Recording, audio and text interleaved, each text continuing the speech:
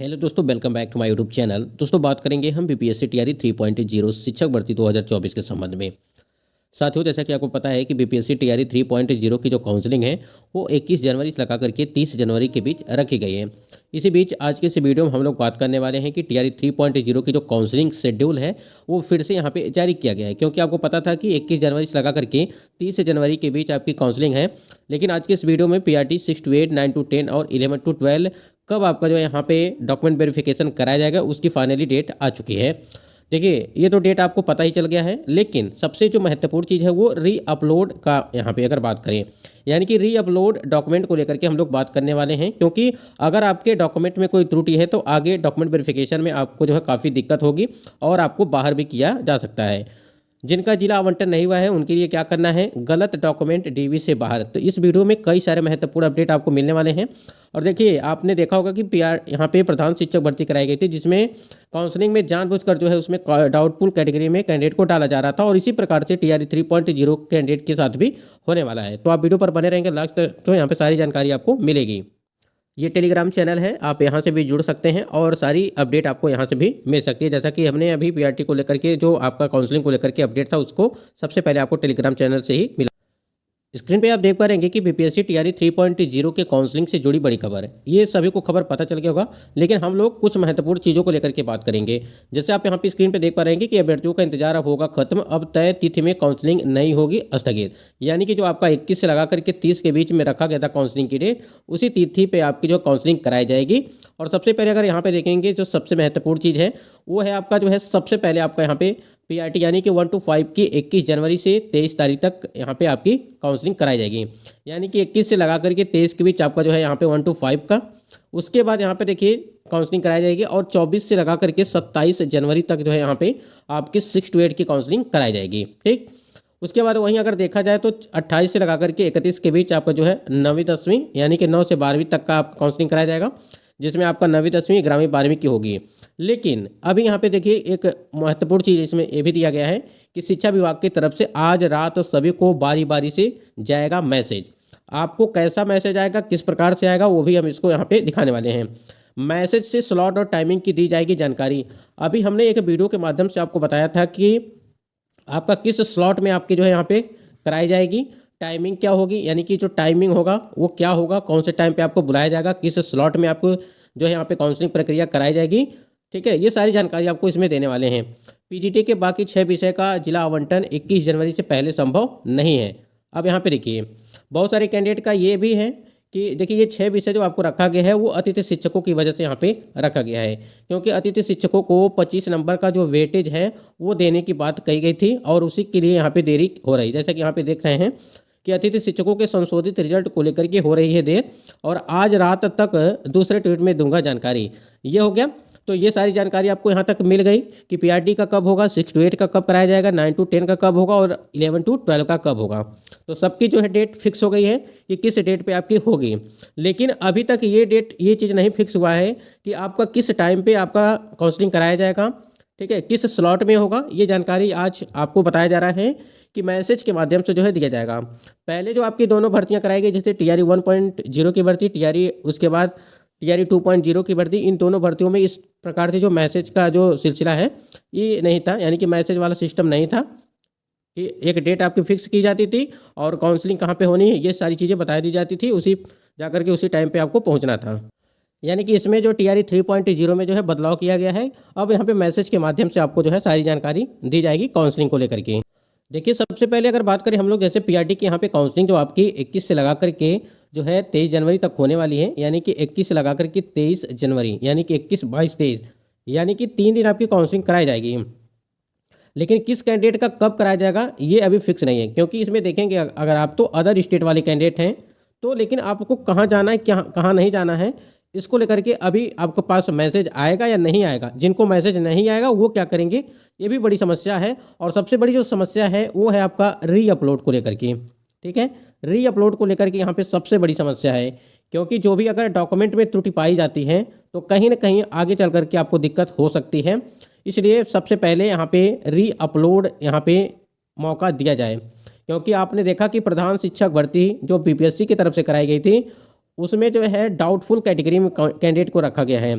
और इस doubtful category में रखने का मतलब आप समझ रहे हैं कि ऐसे ऐसे कैंडिडेट हैं जिनको डाउटफुल कैटेगरी में रखा गया है, लेकिन आगे चलकर की सीटें आपकी खाली हो जाएंगी और आएगी एक नई भर्ती, जिसमें आप फिर जो है वहाँ पे प्रयास करेंगे और इस प्रकार से चीज़ें देखने को मिलेंगी।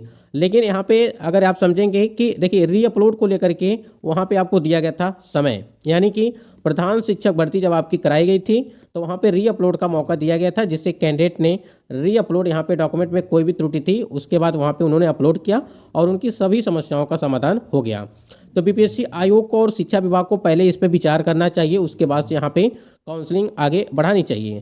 क्योंकि अगर यहाँ पे डॉक्यूमेंट में कोई त्रुटि पाई जाती है तो यहाँ पे किसका यहाँ पे नुकसान होगा? जो भी कैंडिडेट होंगे उन्हीं का नुकसान होने वाला है, क्योंकि उनके डॉक्यूमेंट में त्रुटि है तो नुकसान किसका होगा?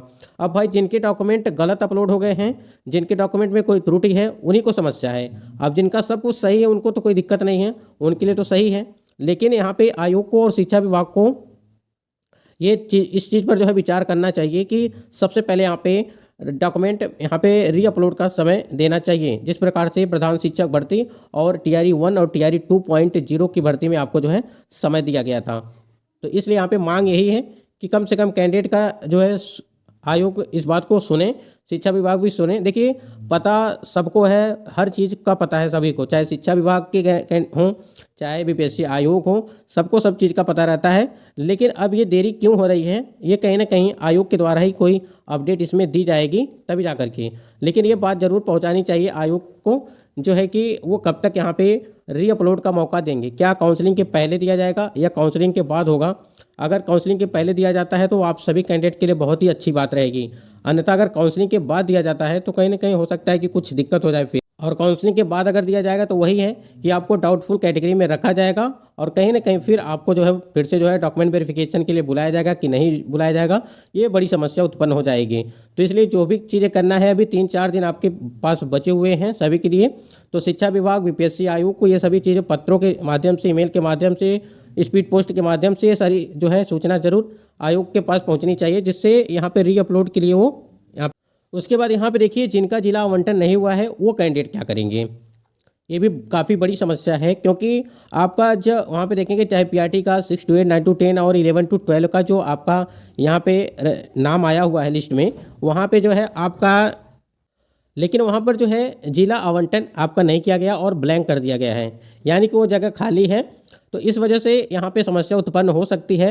देखिए काउंटर आपके बनाए जाएंगे 5, ठीक है, 5 स्लॉट में होगा, 5 काउंटर होगा, पीआरटी 6 to 8, 9 to 10 और 11 to 12, यानी कि सभी काउंटरों पे अलग अलग वर्गवार जो है यहाँ पे कैंडिडेट का काउंसलिंग कराया जाएगा। लेकिन जिनका जिला आवंटन नहीं हुआ है वो कहाँ पे जाएंगे, क्या करेंगे, कुछ समझ में नहीं आ रहा है किसी को। तो यहाँ पे देखिए सबसे पहले एक चीज़ करना पड़ेगा, यहाँ पे देखिए शिक्षा विभाग, बीपीएससी आयोग को जो है यहाँ पे मेल पत्रों के माध्यम से सारी जानकारी सबसे पहले देनी चाहिए कि जिनका जिला आवंटन नहीं हुआ है उनके लिए क्या करने, ठीक है, उनको भी पहुंचना चाहिए। लेकिन ये भी चीज़ें हैं कि कहाँ वो पहुँचें, किस जगह पहुँचें, ये बड़ी समस्या है। क्योंकि अभी तक जिला आवंटन हुआ नहीं है तो किस जिले में वो जाएंगे यहाँ पे काउंसलिंग करवाने। तो बीपीएससी आयोग को इसको लेकर के भी यहाँ पे सूचना देनी चाहिए, जिससे कैंडिडेट यहाँ पे परेशान हैं। देखिए जिनका जिला आवंटन नहीं हुआ है, हो सकता है कि अभी शाम तक आपको जो कुछ ना कुछ अपडेट इसके संबंध में देखने को मिल जाए। जैसे इसके संबंध में अपडेट आएगी हम जरूर आपको बताएंगे, क्योंकि देखिए इसमें अदर स्टेट वाले भी कैंडिडेट हो सकते हैं, बिहार के भी कैंडिडेट हो सकते हैं, कोई भी कैंडिडेट हो सकता है कि काफ़ी दूर दूर से भी कैंडिडेट हो सकता है कि काउंसलिंग करवा रहे हों। तो इस चीज़ को थोड़ा सा जो है पहले देखना चाहिए आयोग को, क्योंकि जिनका जिला आवंटन हो गया है उनकी डेट भी फिक्स हो गई है, उनकी कब होगी कब नहीं होगी ये सारी चीज़ें हो चुकी हैं। यहाँ पे देखिए जिनका भी पीजीटी का जो 6 सब्जेक्ट है जिस पे अभी तक जो है यहाँ पे रिजल्ट को लेकर के बात चल रही है, यानी कि अगर देखा जाए पीजीटी के, इसमें देखिए रिजल्ट है डिस्ट्रिक्ट अलॉटमेंट को लेकर के अगर हम लोग बात करें, जैसे 6 विषयों का भी आपका पीजीटी का दिया नहीं गया है, उसकी भी आपको सूचना यहाँ पे आज देखने को मिलेगी। लेकिन आपको ये भी चीज़ बताया गया है कि 21 के पहले जो यहाँ पे संभव नहीं है, तो आपको थोड़ा सा इसके लिए इंतजार करना पड़ेगा। यानी कि जिनकी काउंसलिंग की डेट आ चुकी है वो अपना काउंसलिंग कराएंगे, ठीक है। जैसे कि यहाँ पे आप देख पा रहेंगे कि पीजीटी के 6 सब्जेक्ट का डिस्ट्रिक्ट अलॉटमेंट कब तक होगा सर, ठीक है। 21 के बाद यहाँ पे बताया जा रहा है कि 21 के पहले कोई संभावना नहीं। देखिए यहाँ पे जिनका डिस्ट्रिक्ट अलॉटमेंट नहीं किया गया है उनके लिए हमने बात कर लिया है कि उनको क्या करना है, ठीक है। थोड़ा सा आप इंतज़ार करिए कि आज शाम तक या तो कल, 1 से 2 दिन, अभी आपके पास 21 तारीख तक टाइम है। लेकिन इसको पहले सबसे पहले इसको देखना चाहिए आयोग को कि जिनका जिला आवंटन नहीं हुआ है, ठीक है, कम से कम ये बता दें कि कहाँ पे इनका जो है कराया जाएगा, डिस्ट्रिक्ट अलॉटमेंट कर दिया जाए, जिससे ये कैंडिडेट बिल्कुल फ्रेश मतलब कि रहें, इनको कोई दिक्कत न रहे। ये सब काफ़ी बड़ी समस्या है जिसको लेकर के कैंडिडेट काफ़ी ज़्यादा यहाँ पे परेशान हैं। उसके बाद यहाँ पे देखिए किसी कैंडिडेट का यहाँ पे अगर बात करें हम लोग, तो यहाँ पे देखिए सर आधार जो है और सीटेट दूसरे का अपलोड हो गया है, मैं मैसेज कैसे आएगा डीबी के लिए? बिल्कुल यहाँ पे दिक्कत होगा। अगर बात करें जैसे जो यहाँ पे अगर आधार कार्ड और मोबाइल नंबर जो आपका लिंक होगा उसी पे आपका यहाँ पे मैसेज दिया जाएगा, ठीक है। और मोबाइल के मैसेज एक बार जो आपने डाला होगा उस पर थोड़ा एक बार ज़रूर चेक करते रहिएगा, उसको एक्टिव रखिएगा। ऐसा नहीं कि उसको बंद करके रखे और आपको मैसेज आ जाए आपको पता भी ना चले, तो इसको थोड़ा सा ध्यान दीजिएगा आप लोग। देखिए सबसे पहले तो ये ज़रूरी है कि यहाँ पे री अपलोड करने के लिए ऑप्शन दिया जाए, क्योंकि बहुत सारे कैंडिडेट की यहाँ पे समस्या है। उसके बाद यहाँ देखिए कैंडिडेट का है कि सीटेट के मार्कशीट ब्लर आ रहा है वाटरमार्क वाला, तो कोई दिक्कत तो नहीं होगी, बिल्कुल दिक्कत नहीं होनी चाहिए, क्योंकि है तो आप ही का रजिस्ट्रेशन नंबर तो पता ही चल रहा होगा उस पर। री अपलोड का मौका दिया जाए, बस डेट क्लियर हो जाए। डेट आपकी क्लियर हो चुकी है, इस बात को थोड़ा सा ध्यान दीजिए। डिस्ट्रिक्ट फिर से आवंटन करने के लिए मेल कीजिए। देखिए अब यहाँ पे आपकी डेट आ चुकी है कि कब आपकी करानी है, तो अब यहाँ पे जहाँ पर भी डिस्ट्रिक्ट अलॉटमेंट आपका किया गया है वहीं पे अब जो है काउंसलिंग की प्रक्रिया होगी। लगातार वही मांग है कि री अपलोड प्लीज भगवान दे दो, यानी कि री अपलोड के लिए काफ़ी ज़्यादा कैंडिडेट परेशान हैं। देखिए 100-200 की अगर बात रहती तो अलग की बात है, हज़ारों कैंडिडेट की ये बात है कि उनका जो है गलत डॉक्यूमेंट अपलोड हो गया है और वो जो है परेशान है। क्योंकि देखिए वहाँ पे तो सही चीज़ों को देखा जाएगा, अगर गलत रहेगा तो आपको डाउटफुल में रख दिया जाएगा और आगे क्या होगा क्या नहीं होगा भगवान ही जाने। फिर यहाँ पे एक और समस्या है कि लॉगिन नहीं हो रहा है, यानी कि जो ऑफिशियल साइट है वहाँ पे लॉगिन नहीं हो रहा है, जिससे कैंडिडेट वाटरमार्क डॉक्यूमेंट डाउनलोड करने में जो है असमर्थ हैं, ठीक है। तो इसके लिए भी आयोग को थोड़ा सा देखना चाहिए। तो बिल्कुल आपको परेशान होने की ज़रूरत नहीं है। और देखिए एक चीज़ और समझिएगा, री अपलोड के लिए हम लोग प्रयास कर रहे हैं, आप लोग भी प्रयास करिए, शिक्षा विभाग बीपीएससी आयोग मेल उल करिए, तभी जाकर के कुछ चीज़ें संभव हो पाएंगी। अन्यथा इसी प्रकार से चीज़ें रहेंगी और आपको डाउटफुल कैटेगरी में रख कर दिया जाएगा। उसके बाद वो संशोधन के लिए देंगे या नहीं देंगे मौका, वो तो बात की बात होगी, ठीक है। काफ़ी दिक्कत हो जाएगी, इसलिए सभी चीज़ों को लेकर के आप थोड़ा सा सतर्क रहिए, उसके साथ एक्टिव भी रहिए, तभी जाकर के चीज़ें क्लियर हो पाएंगी। बाकी सभी लोग प्रयास कर रहे हैं कि कम से कम पोर्टल ओपन किया जाए, जिससे काउंसलिंग की प्रक्रिया जो होने वाली है उसमें सभी कैंडिडेट का पहले री अपलोड डॉक्यूमेंट हो जाए, उसके बाद ही यहाँ पे काउंसलिंग आपकी हो। देखिए आयोग को भी पता है ये सारी चीज़ें, लेकिन आयोग का कोई भी नोटिस नहीं जारी हो रहा है इसके संबंध में कि री अपलोड के लिए।